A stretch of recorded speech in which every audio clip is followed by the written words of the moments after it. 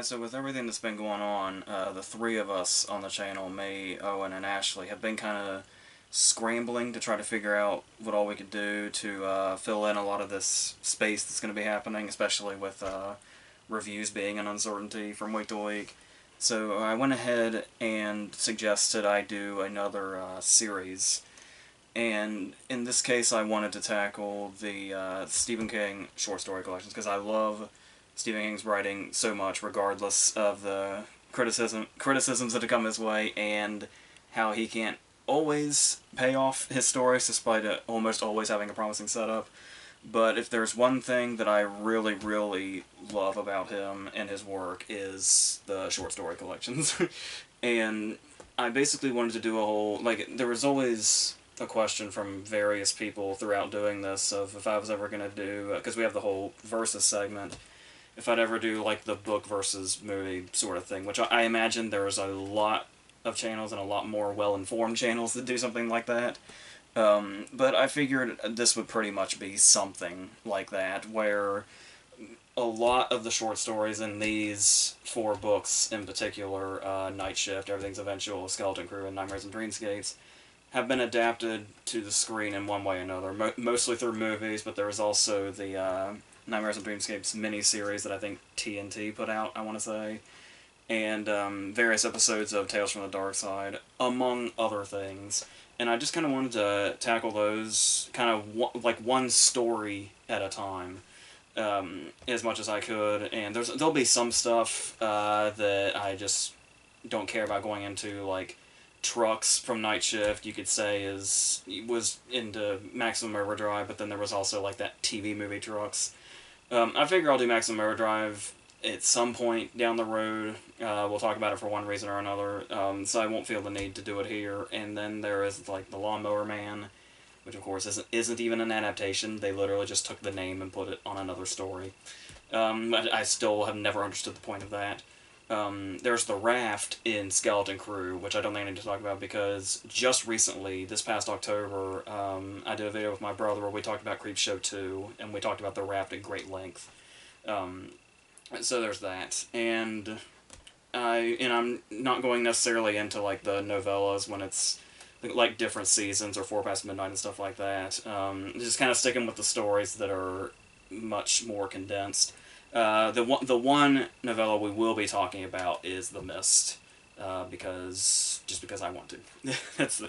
But everything else will be out of the short stories. So I think that's all that needs to be said as far as what'll be going on, and then we'll just kind of see it as it unfolds. And I'm hoping to do it with as many of the short stories as there are. And of course, there are a couple of more short story collections, like Just After Sunset or The Bizarre Bad Dreams, which don't have... And I think Just After Sunset has the one with the cat that was adapted into the... it's one of the stories in Tales from Dark Side movie. I don't know if I'll touch on that or not, but we'll just kind of run with it and see how many we end up doing in the long run. So, and I won't be necessarily doing them in any particular order. So we're just going to kind of jump... They won't necessarily be in order from, how the books are released or what order they're in the books.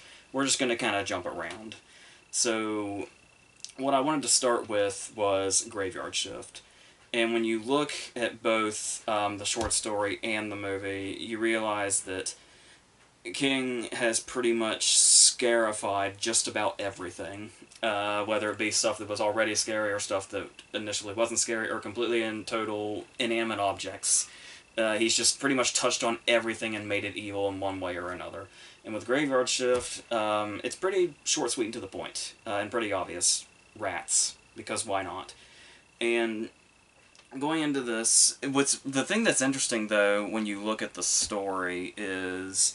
Well, for starters, the story informs us that of a character named Hall, who is our protagonist, I suppose, who is a mysterious dude that's just kind of wandered in. He's been from all kinds of different cities and just drifts in and out of them and has various different jobs, and he's been doing this for a few years now.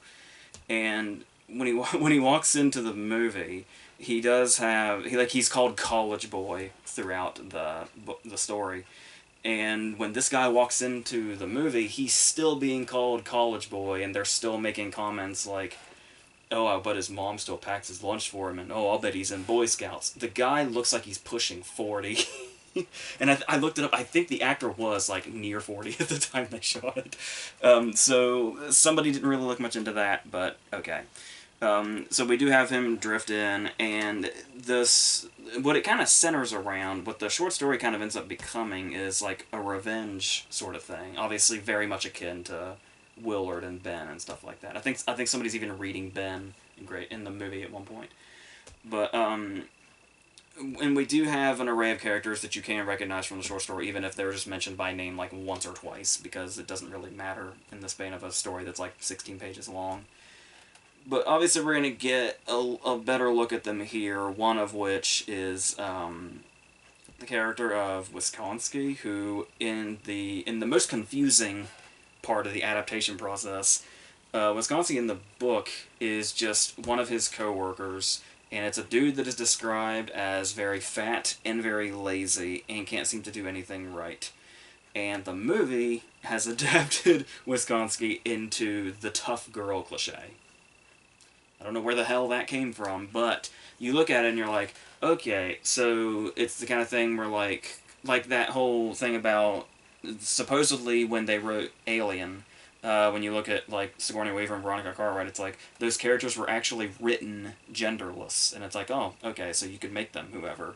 Or you can look at Kate Macer in Sicario, that started off as a character that was a dude that was changed to a woman in the writing process. And it's like, okay, yeah, that's... And they were still kind of that tough character, like it didn't really matter what gender they were. And it's like, oh, that must totally be the approach they took in 1990 in a Stephen King adaptation. It's like, or Wisconsin is going to wear the cut-off shirts and be some sort of really, really half-assed love interest because the movie has to pad its runtime somehow. Has to really stretch this story out. And let's not use, different scare tactics, or let's not use, creativity, or make other scary scenes, potentially scary scenes, out of what we have here. Nope, we're gonna do the they have lunch at a diner and hit on each other thing, because that's really what this story needed. And it doesn't really add much. Like, you would think, oh, well, it raises the stakes for the characters because we know them a little better. No, not really. This isn't really that kind of movie. But they did make one change that is definitely for the better, and that is the addition of a character. The addition of the Exterminator. And I don't think, in the long run, the character's kind of pointless. But you forget that because they cast Brad Dourif, who makes everything he can out of his screen time in a movie like this. It's like he knows what kind of movie he's in, and he just goes for it. We have that early scene when he just smothers the rat and says, "Spread the word, fucker." And it's like, yeah, he knows what he's doing. He's been in this territory before. He knows how it works. Because the rest of the cast, you will notice the rest of the cast in this movie you haven't really seen around. There are people where, like, if you look up their IMDb pages, you'll be like, oh yeah, I saw those movies, but apparently they didn't leave an impression, or they were just like a background character, like practically an extra, and that probably has a lot to do with the fact that, apart from Brad Dourif, and to an extent Andrew Divoff, he's been cool as well, but apart from Brad Dourif, nobody comes out of this unscathed. The acting in this thing, and I know you would probably expect terrible acting out of a movie like this, and you would just dismiss it as just that, but I mean, it is so noticeably terrible. Like, to the point that most of the line readings from everybody are so awful, it almost looks like half of the cast is, like, dubbed in later. But no, that's just how awkwardly they speak on camera.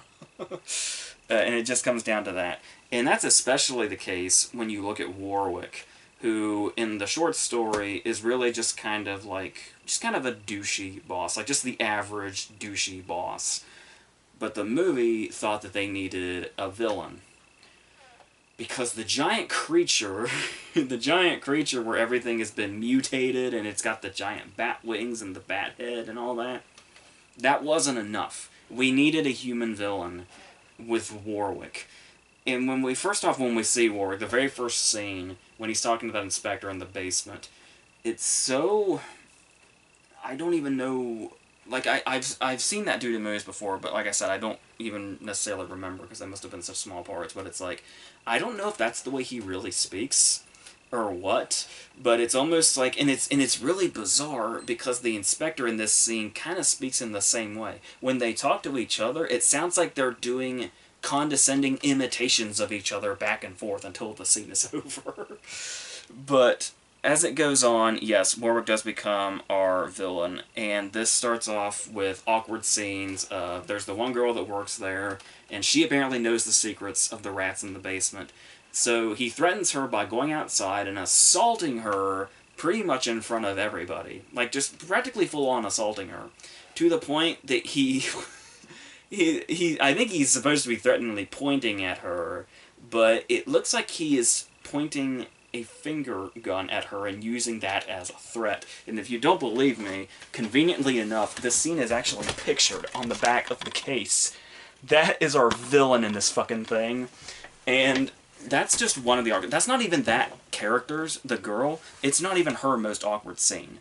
Her death scene is her being attacked by the rats, of course, but it's accompanied with that stock effect, that stock sound effect of screaming that you've heard in other places before that looks and sounds really cheap, and her mouth isn't even open in a scream when we hear this noise supposedly come out of her. And that is not the only time they use a stock screaming effect that's very recognizable and very cheap in this movie. There's a couple at the end also, mainly used to accompany seeing things, not an actual, like when they see the skeleton is a cause for this, but that just gives the whole thing a sort of cheap feel. But I do think, as far as adapting the movie goes, because like I was saying, it's basically a revenge story against Warwick in the short story. It's sort of like another telling of Willard, or like it feels reminiscent of the Crate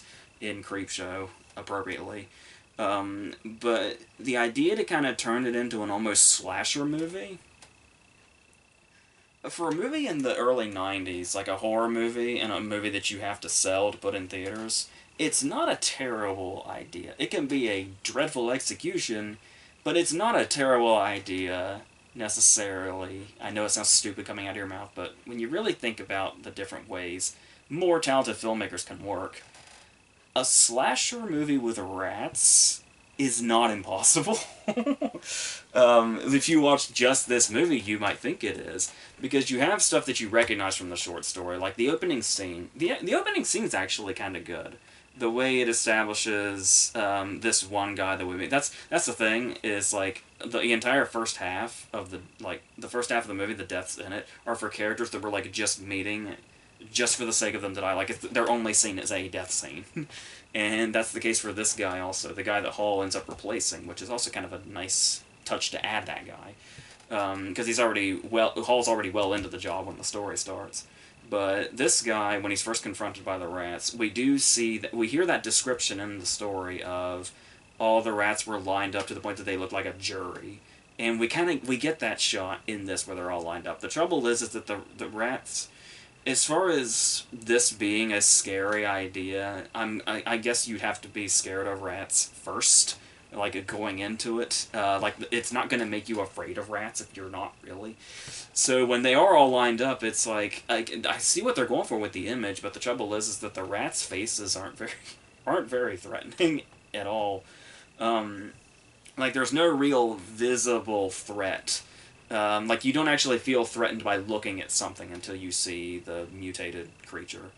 And they didn't even really, I don't know if they couldn't afford to or what, but they don't really go much into what they could have with the short story. Has some incredibly wicked imagery in it, like the fact that the bats and the rats sort of mutating, and it's like you have the bats flying around that still have their tails. Like, that's the freaky shit. But the thing about that also is that there's also something really going into like the horror of what the story is only like, feels like it's only half like actually the rats, because when you look into it, it's like the whole setting.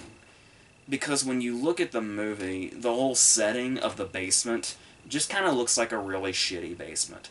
But it's like, but they just went solely all in on the rats are the thing that's really the creepy thing here, because when you look at the story, the way it describes the shit in this basement, like Hall discovered a colony of huge white toadstools poking their way up through the shattered cement. His hands came in contact with them as he pulled and yanked at the wheel, and they felt curiously warm and bloated like the flesh of a man afflicted with dropsy. It's like that, and he talks about the yellow moss on the walls, and it's like, it's...